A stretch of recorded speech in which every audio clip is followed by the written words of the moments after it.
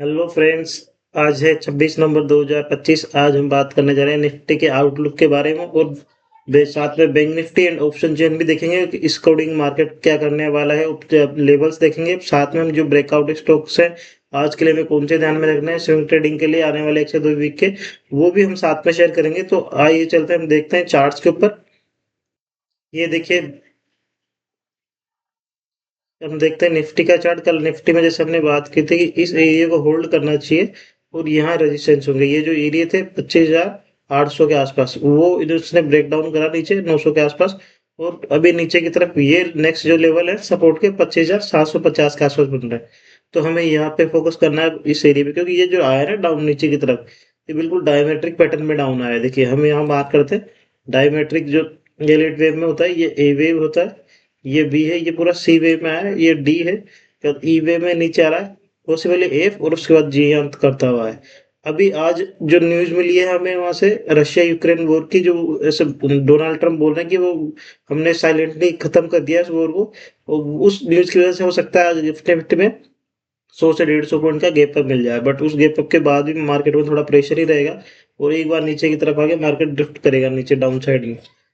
अगर हम option chain की बात करते हैं तो ये देखिए, ऑप्शन चेन में जो बड़े कॉल राइटर हैं वो कहा है 26,000 पे। तो ये 26,000 ये मेन हर्डल है हमारे का। जब तक 26,000 के ऊपर नहीं निकलते हम, तो मार्केट में थोड़ी कंसोलिडेशन रहेगी और अपसाइड में ट्रेंड है। ये जो एरिया ना, ये वाला मैं मार्क कर देता हूँ आपको यहाँ पे। इस एरिया की बात कर रहा हूँ, जो पहले सपोर्ट बन रहे थे हमारे लिए, ये रेजिस्टेंस बन गया 26,000, 10, 26,000। मल्टीपल टाइम देखो, 1 टाइम, 2 टाइम, 3 टाइम्स, 4, 5। अब इस एरिया के ऊपर जब तक मार्केट नहीं निकलता है 26,000, 20, 30 के आसपास, तब तक मार्केट पूरा इसी रेंज में रहेगा, 26,750 से 26,000 के आसपास। तो ये नॉन ट्रेंडिंग मूव है, यहाँ हमें कुछ भी नहीं करना। स्कैल्पिंग होगी यहाँ पे, एक एक 2 2 मिनट के ऊपर गए नीचे, ऊपर गए नीचे, इसी बॉक्स के अंदर पूरा काम होगा। ये पूरा डायमेट्रिक शेड में नहीं चला, जब तक ये इसको निकालता नहीं है फास्टर, तो हमें इस पे फोकस नहीं करना है निफ्टी पे। तो अभी थोड़े डाउन ट्रेंड में हो सकता है कि दिसंबर में बड़े ट्रिगर है मार्केट के लिए। जैसे हमारी जो आरबीआई की मॉनेटरी पॉलिसी है वो 5 दिसंबर को है, तो हमारे आरबीआई गवर्नर है वो वहाँ हो सकता है कि रेपो रेट है वो कम कर दे। साथ में अमेरिका की अगर हम बात करते हैं तो जो फेड रिजर्व है, क्रिस्टोफर वोलर, जो हमने कल बात की थी, वहाँ भी 10 दिसंबर को फेड रिजर्व, वो रिजर्व है, वो भी शायद अपने रेपो रेट कम कर दे। तो अगर दोनों तरफ से ट्रिगर मिलते हैं मार्केट को, तो ये मार्केट के लिए काफी अच्छा पॉजिटिव साइन रहेगा। तो हमें इससे इवेंटली फोकस करना है क्या होता है, उसके बाद ही कहीं मार्केट में अप ट्रेंड मिल सकता है। तो अभी थोड़ा मार्केट डाउन ट्रेंड में है। और दूसरा हमारा ये एरिया है बैंक निफ्टी का, ये देख, इस एरिया पे यहाँ पे मल्टीपल हर्डल थे। अब ये बैंक निफ्टी भी नीचे की तरफ डाउनिंग होना चालू हो रहा है। तो ये इसके नेक्स्ट जो सपोर्ट जोन है 25,800, 58,580 के आसपास इसके रेजिस्टेंस में यहाँ सपोर्ट मिलेगा। और इसका जो रेजिस्टेंस हो गया 59,200 के आसपास रेजिस्टेंस है। तो इन्हीं एरियो में ये बार बार घूम रहा है। हम जैसे बात करते हैं कि ये एफ वेव में नीचे आ रहा है, तो एफ में एक बार ये यहाँ तक पॉसिबल आ जाए, जैसे ये पूरा जी वेव, ई वेव यहाँ से स्टार्ट हो गया यहाँ तक गया है, तो एफ पे यहाँ तक इसको रिट्रेस करेगा। रिट्रेस कितना परसेंट कर सकता है वो हम देखते हैं। यहाँ से गए हमने रिट्रेसमेंट, यहाँ मार्क करते हैं लो पे और हाई पे मार्क करते हैं। इसका जो रिट्रेसमेंट है ये वाला है 0.382% है। तो कम से कम यहाँ तो रिट्रेसमेंट आना ही है। इतनी बड़ी यहाँ से रैली आई है 57,200 से 59,400, 2,000 पॉइंट के आसपास की रैली है। तो उसको कम से कम 1,000 पॉइंट तो नीचे करेक्शन में आता ही है मार्केट। 59,200 पे गया तो 58,500, 700 800 पॉइंट की करेक्शन होगी टाइम वाइज। तो इतनी तो लाजमी है कि करेक्शन होती है, तो इसको हमें फोकस में रखना है।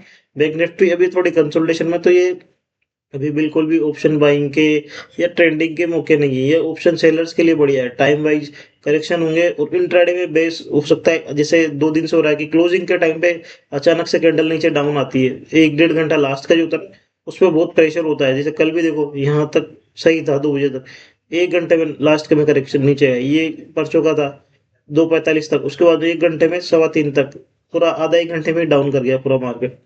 तो ये जो क्लोजिंग पे आ रही है ना, बार बार दिन में ऊपर ट्रेंडिंग में रहता है, करेक्शन में स्लो स्लो जाता है, लास्ट में जाके नीचे की तरफ कर देता है मार्केट को।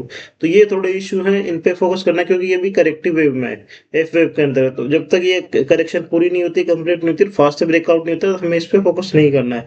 अब हम चलते हैं आज के जो बेसिक स्टॉक्स होंगे। एक हमारा स्टॉक है आदित्य बिरला कैपिटल। इसे हम काफी टाइम से फोकस कर रहे हैं, जब से ये इसने इस जो ट्रेंडिंग हुए इसको यहाँ ब्रेकआउट दिया था, तो उसी दिन से हम बात करना चालू कर दी 318। अब वहां से 6 नवंबर तक ये पूरा देखो इस एरिया में कंसोलिडेशन है। मैं आपको मार्क कर देता हूँ रेक्टेंगल, ये वाला जो रेक्टेंगल था ना, इस एरिया में कंसोलिडेशन था, ये इसका बार बार सपोर्ट बन रहा था 320 के आसपास, और अब उसको निकाल के और ये इसका रेजिस्टेंस बन रहा था 340 के आसपास। इसके अगर हम ऑप्शन चेन की बात करते हैं, देखिए ऑप्शन चेन में भी क्या है, इसके मेजर हर्डल कहाँ थे पहले 340 पे, लेकिन वहां कॉल राइटर और पुट राइटर दोनों बराबर है तो वो जोर निकला।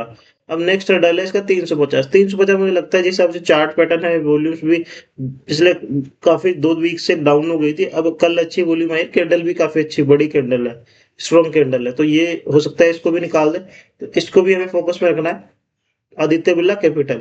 दूसरा हमारा आज का जो चार्ट रहेगा वो रहेगा श्रीराम फाइनेंस। इसको भी हमने काफी टाइम पहले से बात करना चालू कर दी थी आज श्रीराम फाइनेंस पे। ये देखिए यहाँ से बात की थी हमने 700 का, तो अगर हमारे पुराने वीडियोस जाके देखोगे तो उसमें श्रीराम फाइनेंस है, जो स्टार्टिंग के 2-3 वीडियो थे इसमें 700 के आसपास, वहां से ये बिल्कुल वन वे रैली गया था ऊपर साइड में 834-35 तक हो गया था।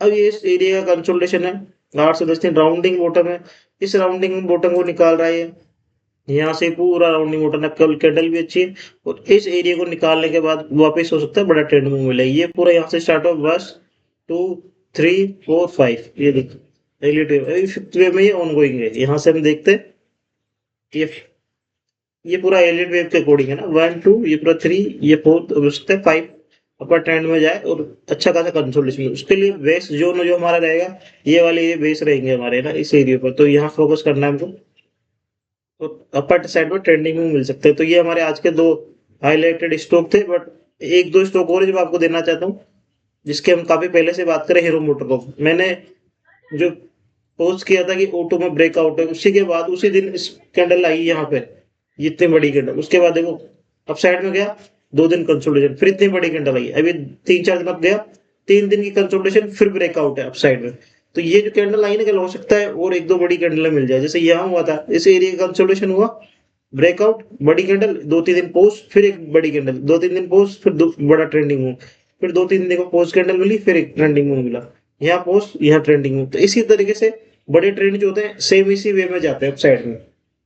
ये देखिए इसके अगर हम ट्रेंड लाइन लगाए ना यहाँ से, तो पूरा ट्रेंडिंग मूव है, अभी तक इसमें कहीं भी डाउनफॉल नहीं है, पूरे ट्रेंडिंग मूव है।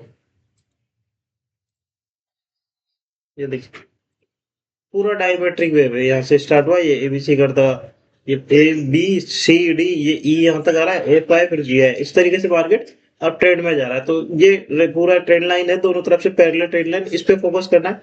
दूसरा एक और हमारा जो आज का मूव हो सकता है वो जीएमआर एयरपोर्ट्स, इसे भी हमने पिछले जो इस वीडियो आए थे उनमें मैंने मार्क किया था कि इसने काफी टाइम बाद अपना हाई निकाला है, और हाई जो निकाला इस एरिया से निकाला था।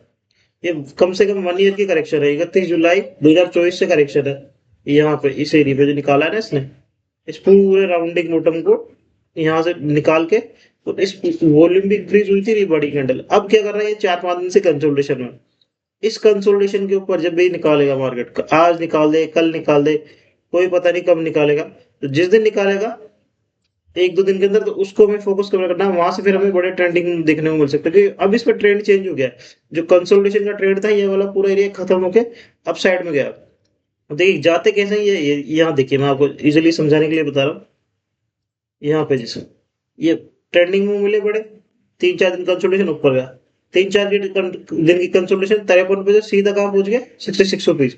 फिर यहाँ ये पूरा राउंडिंग बॉटम, ये यहाँ से ब्रेकआउट हो फास्ट, ये 3-4 दिन करेक्शन, कितनी बड़ी कैंडल आई, फिर 2 करेक्शन 2 दिन की, फिर करेक्शन। अपर ट्रेड में जो भी शेयर्स होते हैं वो इसी तरीके से जाते हैं करेक्शन करते हुए, एक एक 2-2 दिन की करेक्शन करेंगे, रुकेंगे थोड़ा सा, जो आरएसआई है या फिर ओवरबाउट जोन में चल जाते हैं, उनको थोड़ा करेक्टिव करते हैं, उसके बाद में फिर अप साइड में ब्रेकआउट होता है। तो ये भी हमें फोकस में करना है। तो आज के लिए हमारे तीनों चारों शेयर्स हैं जो हमें ध्यान में रखें। गाइस अगर आपको कुछ भी वैल्यूएबल इन्फॉर्मेशन मिल रही है तो प्लीज चैनल को सब्सक्राइब करें, लाइक शेयर एंड कमेंट करना ना भूलें। Thank you everyone.